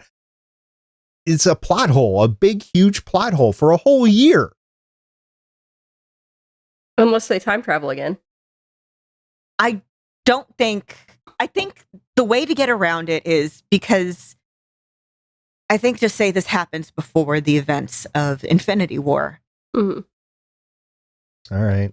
That's what they're doing with Ant-Man. Except they dropped a reference in this week's episode, like, oh, what's going on in New York? They do. Which isn't necessarily Infinity War. It could be a reference to literally anything from Defenders. It's true. Yeah, or even Spider-Man. Yeah, Spider-Man is another movie that comes out. How the heck are you going to... No, Spider-Man doesn't come out until after the next Avengers. Okay. Because it's also difficult, like, when does this season of S.H.I.E.L.D. take place? Like, if Infinity War takes place right after Ragnarok, but 2 years after Civil War, because they say that we haven't talked in 2 years and we broke up 2 years ago. We don't really know when this season of S.H.I.E.L.D. is actually taking place. That's fair enough, because the other big beef I have are what are Hill and Fury doing out of comms with Coulson and his unit? I mean, seriously, they should be talking. Yes, they're working secretive stuff, but they should be running in the same circles, talking to the same people enough that Fury and Hill would know what Coulson was ultimately doing. And it's very frustrating to have that dichotomy going on. I think since S.H.I.E.L.D. went underground, that Fury and Hill have not been involved. Yeah. But there was a whole team. They were talking about events and sensing and stuff like that. So they have... I think they're doing their own thing. And I think their thing might be, I don't know, space related. Yeah, I mean, at one point, Hill was working for Stark. Yeah. Don't know that that's still the case. Don't know what Fury's up to. But they could have just been out for coffee. Like, catching up on old times. Yeah, but have all that sensing information coming into them? No, Yeah. there was some sort of... Yeah, because there's, old habits die hard. Well, there has to be somebody to enable that technology, though. That's my point. Could just be a really awesome car. Yeah. Okay. I've been wondering if the monoliths that we saw in Agents of S.H.I.E.L.D. are somehow tied to the Infinity Stones, since they seem to have similar powers. If they were maybe created by the Infinity Stones or something. There's a total of 6 of them, maybe. Maybe. I don't know. All right. So I came out of the movie just hating it because of all those issues that we just talked in the last 5 minutes about. And upon further inspection and running through the entire movie in my head, I actually wrote out things that had happened in the movie because I knew I was going to have to do this podcast and I didn't want to be a hater coming into the podcast. And I went back to, okay, well, this is part 1 of part 2. It's the year-long thing that it's my main concern. If you take that out of consideration, this is a really good movie. They didn't handhold you. They took the characters as the previous 19 movies had taken them, and they did some exceptional things with them. So yeah, okay, it was a decent movie there, but I'm having trouble putting in context of what we have in front of us. And Michelle, is what you said before, your mom having an issue with it as well. I'm worried about the average person, and I really don't see this film standing up next week for the box office. Now, I might be completely wrong on that, and we'll be happily surprised if I'm not. But the average really, because person... I want to see it again. I might see it again next weekend. I know you do, but the average person that comes out of it, like me, that leaves half... Who said that half their theater left before the final credit? Lots of people leave before the final Yeah, a lot of people still don't watch the credits. Because people are dumb. There are movies all the time that are, the middle chapter of a story in a series. Like, again, Empire. Did nobody go and see Empire the second weekend? Towers. I doubt that's the case. Matrix Reloaded. Yeah. But did all of those characters die at the end of those movies? No, I mean, there were some, but there wasn't a huge more than half the characters dying. I mean, we haven't even listed everybody that's gone. Groot's gone. He'll be back. Groot was dead once. Yeah, but there was something left to plant of him. Now, there's nothing now. Yeah, but he'll be back. Man, if only they had introduced some sort of plot device in this movie or a previous movie that allowed us to change time. Oh, wait a second. I think part of it is, I think people thought this was the end of phase 3 or 4, whatever phase it is. Because even my mom was like, oh, I didn't know it was a 2-parter. And that's why I think, originally this was going to be called Infinity War Part 1. And like with a lot of like these Star Wars things, it's already been announced there's going to be a new trilogy. Everyone who knew about Lord of the Rings knew it was going to be multiple movies because everybody's like, hey, look, there are 3 books. So everybody's like, oh, okay. But I feel like they've been saying for a long time there's going to be 4 Avengers movies in like this first, not talking about the phases, but like kind of the first major block of movies. I feel like after the next Avengers movies, we're probably going to get a different type of movie, or they're going to do something very different with the universe. I think your casual fan is not picked up on that. And that's what I'm talking about. But I mean, even a casual fan is like aware that a trilogy is happening. A casual fan is still going to be aware that there's another movie after this. Like, you even just watching this movie, there's another movie after this. Yeah, but they're not numbered. Have you ever noticed that? It's like the Avengers, and it's Avengers Ultron. And even Ultron had an ending. That, I know, it's sort of... The Harry Potter movies weren't numbered, though. Yeah, but there were already books. Yeah. This is already comic books. And it's not the same thing because there's just so much comics. I mean, we hear all the time about people like, well, where do I start? Yeah, that's a deal with comic books because there's so many of them. All I'm saying is this is a little bit different, and we'll see how the effects or not. I mean, this could conceivably be a $2 billion movie. I don't know. It's already almost at $1 billion. Mm-hmm. So we'll see. Yeah, I honestly, so I had mixed feelings going out of it, mostly because of, like I said, I thought that it tossed out a bunch of character development. But I feel like it did a really good job of balancing. Okay, I get the whole complaints that no character shows up for very long, but the more I think about it, the more I feel like I know what the writers did. They're like, okay, this is the story we need to tell. Which characters best serve this role? So you look at the characters who do have the biggest parts. You have Gamora and Thanos, who play the biggest parts. So you're like, okay, this is the emotional core of the movie. You have Tony, who, because again, Robert Downey Jr. is kind of the center of the whole Marvelverse, really. He gets a lot of play. You get him with the whole mentor to Peter Parker thing we had going on, which makes for that really heartbreaking moment later. We get him versus Doctor Strange with the whole him trying to be a hero and him freaking out about, oh my God, this is the moment I've been terrified of for years. We get him versus Peter Quill with their very different... There's a great moment, the whole, okay, your plan, I like your plan, but it sucks moment where you just see him being like the, oh my God, what am I listening to? Where you hear, it's sort of him being team dad and Quill being like team teenage son. We also get another emotional core with Vision and Wanda. So we have that whole, the life of one, we don't trade lives thing from Cap. And we really see that played out with the whole Vision and Wanda thing, where they spend so much of the movie trying to keep that from happening. And again, that sort of destroys us as the audience when it doesn't work, when they try so hard to keep it and it doesn't work. So much of the movie is building us up only to tear us down, just as much as it does the team. And the next movie is going to be spent building us and the team back up again. We get Thor, who has been torn down at this point, the whole him talking to Rocket, like, oh, my dad's dead and my brother just got murdered in front of me and my mom's dead and my people were just murdered. But hey, I'll get through it. And just crying as he smiles. And we see him trying so hard to be the hero, the whole that's what heroes do in Thor Ragnarok. And he's trying so hard. And again, it doesn't work. And I feel like they knew that this was going to be in danger of being an overstuffed movie.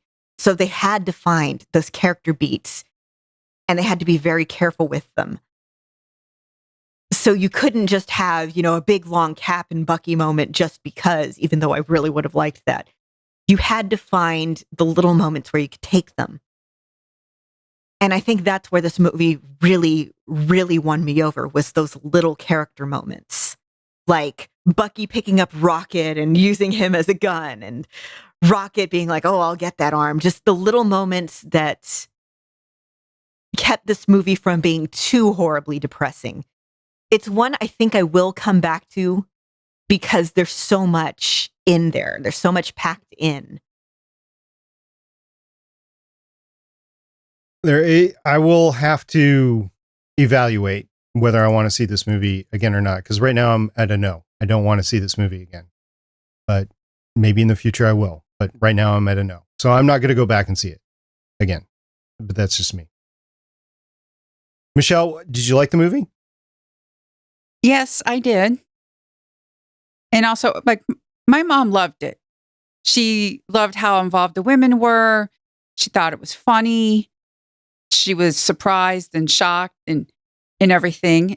Same with me. I laughed and I cried a little and I was really engrossed by it. And this is an interesting comment. Like, my mom and I really talked about it afterwards. And during our what movies should you see in order to understand all of this? Because like we said, it doesn't hold your hand. And after that, I asked her, do you benefit from having a daughter that's a geek? Like, does it help that I'm a geek? And she went, yes. But she loved it. She wants to see it again. Okay. Haley, last thoughts? I really, really enjoyed this movie. I walked out wanting to watch it again. I was really anxious to see the next part of it because it's the type of movie that ends and makes you want to see what happens next. But yeah, I'm really looking forward to watching it again. Okay. Lauren? I think I've already said my piece about that, so. All right, we're going to transition here into the trailers that we saw just because it's tradition. It's tradition here on Legends of S.H.I.E.L.D. I mentioned before I saw the trailers with the lights on. And it was really weird. I didn't even know. I thought we weren't at the trailers yet. I thought the movie was going to start like a half an hour even later. But I saw a trailer for Jurassic World, which we've seen before. I've seen the trailer to Adrift, which makes me not want to buy a sailboat because I'm seriously considering buying a sailboat like the one in Adrift. So maybe not now. Kin, which was interesting. Futuristic weapons comes out of nowhere, and a little boy and his, I guess, stepbrother or brother or whatever go around trying to protect themselves with it. Mission Impossible, Ocean's 8, still really excited about that movie. The Invincibles 2, probably the most excited that I saw. Do you mean The Incredibles? Excuse me, The Incredibles 2. And Solo, which is another movie that is just a few weeks away. I'm really interested in seeing. So all in all, pretty good. I'm not going to go see Adrift, even though I probably should, but I'm not. And yeah, those were the trailers I saw. Haley, what did you see?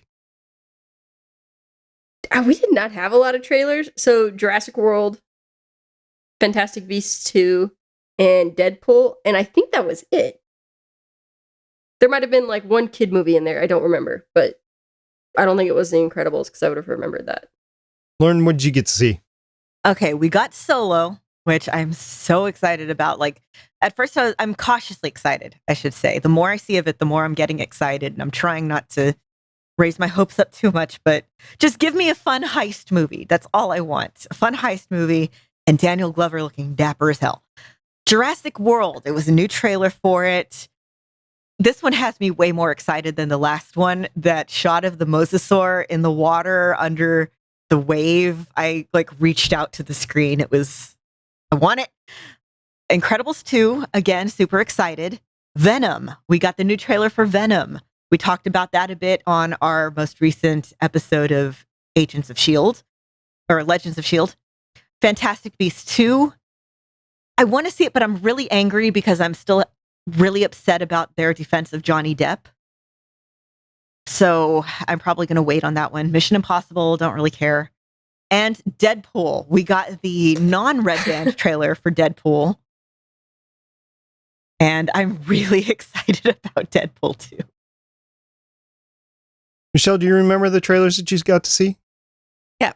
Jurassic World, Mission Impossible, Ocean's 8, Incredibles, Solo, Venom, and Deadpool.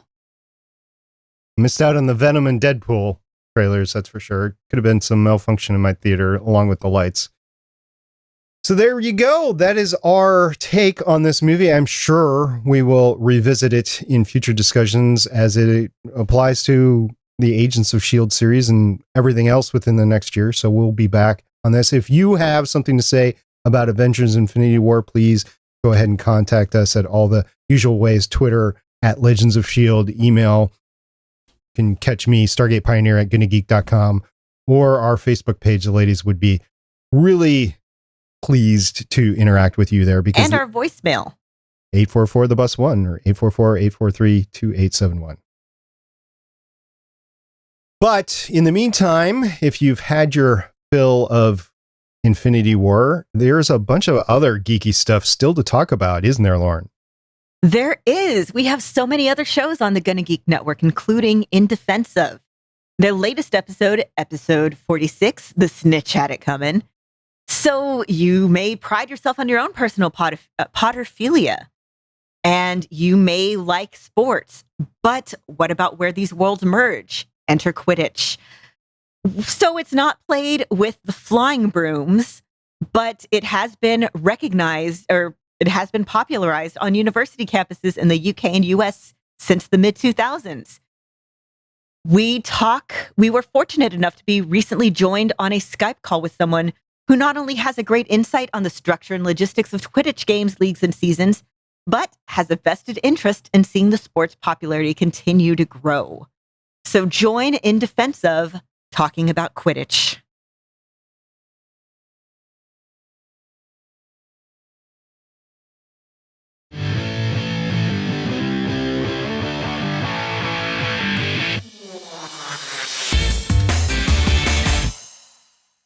All right, and now we've got some news about Infinity War, if we haven't talked about it enough already. Starting with the awesome box office news, which is that right now on Sunday afternoon, based on their estimates from the last couple days, it looks like we have a new world record for domestic box office, with Avengers Infinity War opening at $250 million for the weekend. So that sounds pretty awesome. Beating out Star Wars The Force Awakens, which had an opening weekend of $247.9 million. I'm more interested in seeing what the box office is going to be like next weekend, and what's the drop off and how's it going to go, especially with this. I would expect a typical drop off, which is about 50%. So next weekend it'll have like $100 million. That's my guess. That and the fact that there's a lot of other really good movies coming out, which is one of the reasons why they moved this movie up, in my opinion, from its original release date. So we'll just see what the overall box office is going to come in for Infinity War. Yeah. And worldwide, the box office for this opening weekend is at $630 million.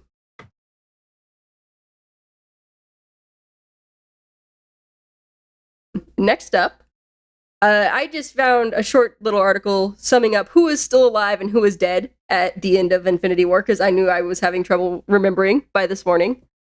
It's kind of easier to remember who's alive. Right? But Tony Stark, Iron Man, and Steve Rogers, Captain America, are still alive. Nebula is still alive. Thor and Rocket. Black Widow. Rhodey. The Hulk. Okoye and M'Baku are still alive. And everybody else be dead. Thanos. Well, yeah, Thanos. And then some characters we didn't see after he snapped his fingers, but we don't know if they're alive or dead. So Shuri, Pepper Potts, and Wong. Hawkeye may or may not still be alive. And then the whole Ant-Man crew, so Ant-Man, the Wasp, and Hank Pym. They could still be alive, they could be dead. We don't know. And finally, Carol Danvers. I hope she's still alive, or that text that Fury sent out with his dying tweet is less exciting. It's really a tweet. Whatever.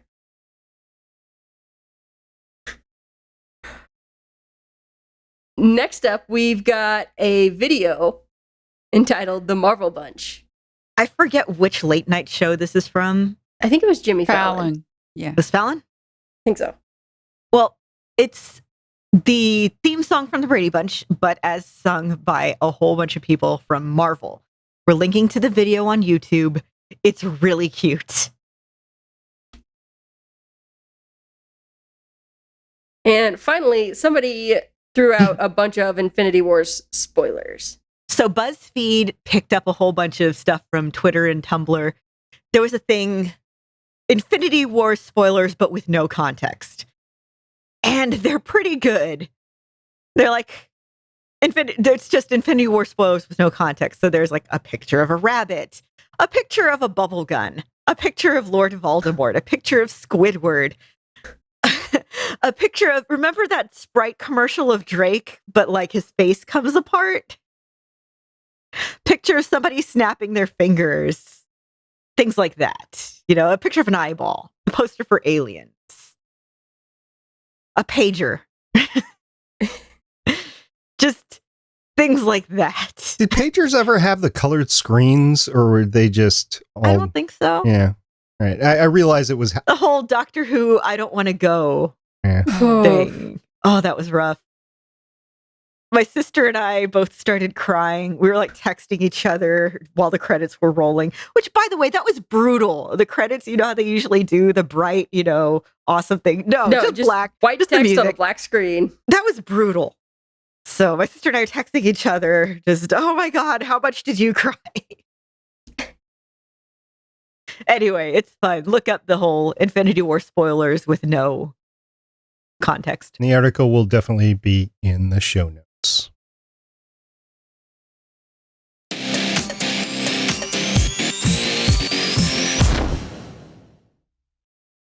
And we got some feedback on Twitter. We heard from @BornToEatBacon. So he was replying to SP and Legends of S.H.I.E.L.D. I like the parts of Infinity War that I didn't sleep through. #narcolepsy sucks. It does. Cryptozoic Kid liked how it started out, but overall disliked it greatly. We went over our varieties of opinions on the show, and we are glad to hear from you. So, yes, again, everybody has their opinions. And if you would like to tell us why you liked or didn't like Infinity War, or what you are still trying to hash out about your opinion, we would love to hear from you. Also, narcolepsy does suck. Does indeed. So he didn't fall asleep because he was bored. He fell asleep because of the narcolepsy. Yeah, I don't have narcolepsy, but ever since I had a concussion a few years ago, and ever since, if I stop moving for too long, like if I sit down on the couch or lie down on the couch, I will fall asleep. So it's not narcolepsy, but I understand yeah. Narcolepsy, by the way, is not the whole, like it's presented in the movies. There's more to it. It's a sleep disorder. Research it. This has been your PSA. We have been getting some DMs that have been sent our way after we have said that we've seen the movie as well. And Lauren, you have a few that you received from fans of Legends of S.H.I.E.L.D. Yeah, one was from Mr. Pericletes. Two things I'm wondering. One, if the next Avengers will be called Endgame. Two, could Thanos' motivation to reduce the number of lives, and since we never saw what exactly wiped out his people, if that could be used as a means of introducing Galactus later? Maybe he wanted to reduce the number of life on any given planet, so anytime Galactus came to eat, he would never be fully sated and eventually die off.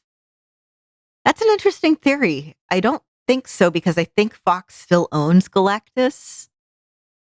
Yeah, but we discussed that earlier. yeah, That would be good, though. Yeah. I like that motivation, though. We also have from Adana Girl and another DM. We were discussing the whole Hulk not changing thing. Guess instead of erectile dysfunction, Bruce has Hulk dysfunction when he can't change. Still didn't like that, but it was part of the movie, so. I mean, sometimes as you get older. Yeah. I say 1 in 5. The Flash recently actually went over that with superpowers and age and stuff like that, but it was good to get Bruce Banner in the Veronica suit. That was cool. So, all right. I think we're close to 2 hours in our recording time. So, Oh my God. Yep. It's time to finger snap this one out.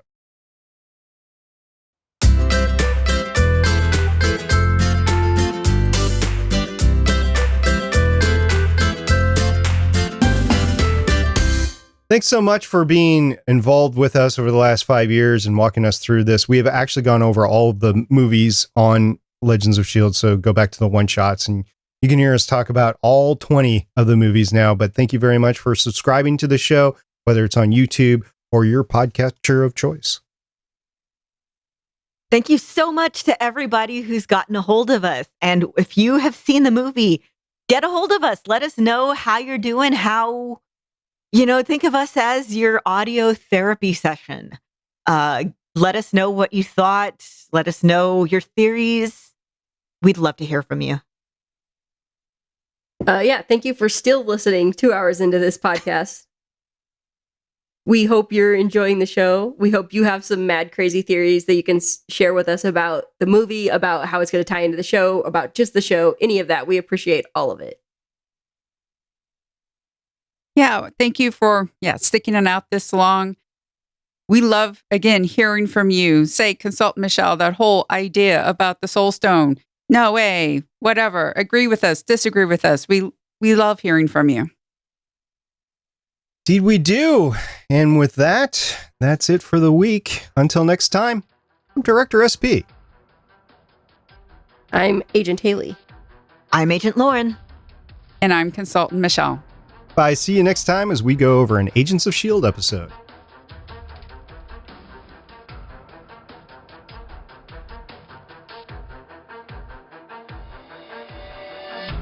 Thank you for listening. If you want to leave us feedback, go to gonnageek.com and you will find all our contact information and other shows. You can also visit legendsofshield.com, where you'll find our complete archive of podcasts. The music heard on this podcast is by Kevin MacLeod, found at incompetech.com, and also artists on pond5.com and audiojungle.net. The opinions heard on this podcast are those of the individual hosts and do not represent Stargate Pioneer Productions, Legends of S.H.I.E.L.D., or Gonna Geek. Agents of S.H.I.E.L.D. is the property of the Disney Corporation, Marvel Studios, and ABC. No infringement is intended.